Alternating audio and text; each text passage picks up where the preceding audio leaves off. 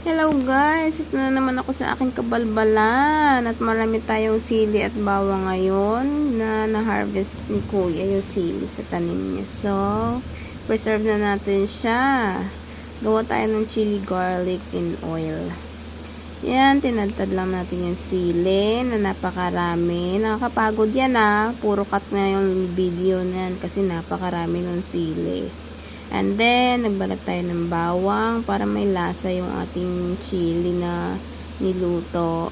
Tatadtarin mo lang siya ng wag yung masyadong pino kasi mabilis masunog yun. Parang medyo chunky yung pagkakatadtad ng bawang natin, no? Kasi hindi naman siya isasabay ng luto sa sili. Mauuna maluto kasi yung sili para hindi siya yung nag-aamag pagka ini-stack. Then, mag-ready lang tayo ng mainit na mantika at isa lang yung sili. Lulutuin mo lang siya. Tapos, wait mo lang, no? Makikita mo naman pagluto na, parang malambot na. Timplahan mo na rin ng asin at saka patis para pag sinabay mo kasi sa bawang, yan yung bawang mag-a-absorb lahat ng lasa. Tsaka mabilis masunog. Pag okay na, yan, makikita mo naman, timplahan mo ng toyo para may konting kulay.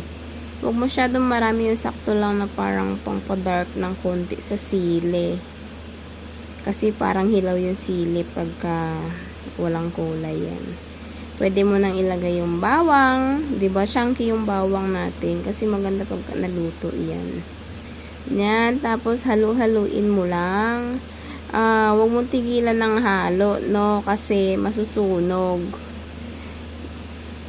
Yun ang doon secret para hindi masunog yung bawang. Pero fried siya.